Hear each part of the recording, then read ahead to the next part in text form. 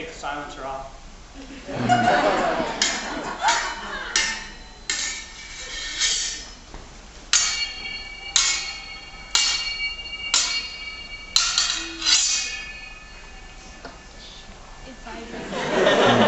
Kind of a different sound, yeah? Yeah? What is it? How does it sound different than the other ones we did so far? Sorry? A little strong, even stronger than the others? Alright, so we can start to traverse the space. Another idea of physical movement pattern could be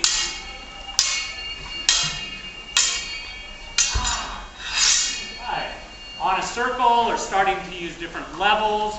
So there's a lot of different, I don't want to say tricks to the trade, but like in dance, levels, rhythm, use of space are all options for us to use choreographically. Good. So we got about 3/4. I think we could go a little further. So now it can look a little bit more like one person is really driving the attack, one person is receiving the attack. You okay there? Trust me? Yeah, trust me. Why do you do?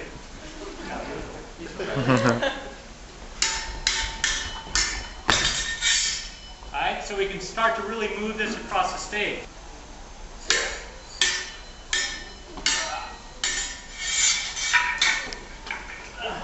Alright, we can start to use that wasn't the choreography. No, we can start to go up to the top. We can start to use levels. We can do this same pattern, but just changing up the visual dynamics. Alright, he jumps down, and then we do some more. We can really start to play around with the physical space itself is something that will help inform the sequencing as well. Shakespeare made it, right?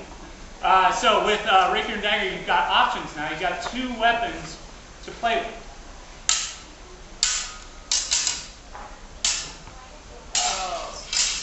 Okay, let's go again.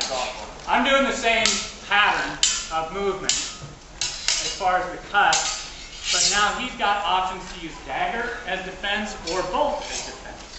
You want to do that again? Let's turn it this way a little bit so they can kind of see it. I'm sorry, I'm going to block you a little bit.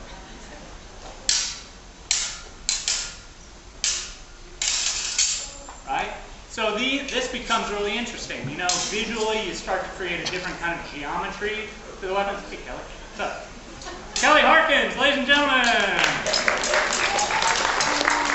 Kelly is a previous University of Houston graduate as well. Hi. Tyler. Come this way. Oh my God, he's winning. Not even looking. And and circle. And up here. Okay, all right.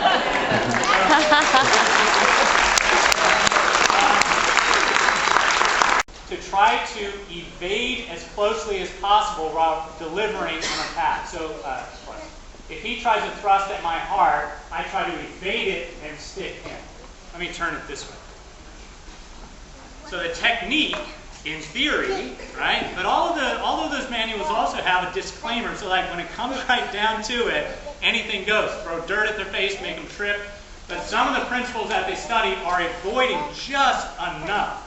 Just moving just enough out of the way to attack. So in those manuals, a lot of the defense was not a defensive effort, it was a counterattack.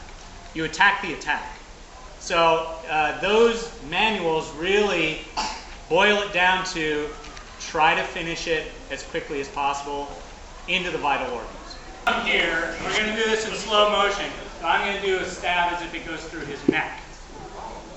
It's going to look better for them than it is for me. So slowly. He's going to come for heart. I'm going to evade. Yeah? And then I pull out, and then he kind of sprays the floor. So, yeah, and that's something on stage, working with the director. My job as a fight director is to listen to the director's ideas and vision for the production. I can take it. Right. Oh!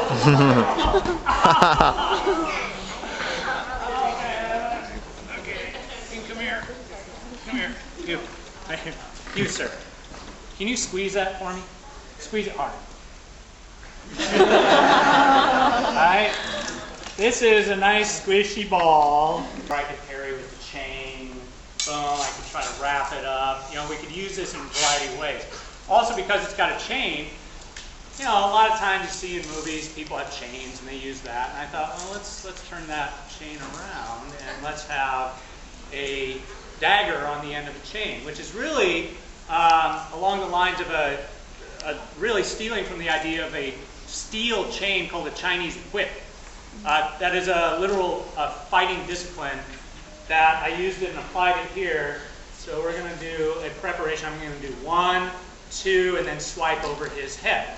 So choreographically, we set it up 1, 2, swipe over his head, and then pull away. So we practice that. So it gave us another visual style. So not all weapons are solid weapons. Sometimes you have flexible weapons as well. One of the other flexible weapons that I've been able to use in production, and Patrick actually used it as a part of a movement section of a play at University of Houston last spring, is a whip. Now, what kind of character uses this? Indiana Jones. What other character? Zorro, yeah. Years ago, 1997, Theater Under the Stars did Zorro, the musical. So we got to incorporate whip fighting in this. And what's fun about whip is you need to make sure that you have the space in which to do it. But a nice little hop, right?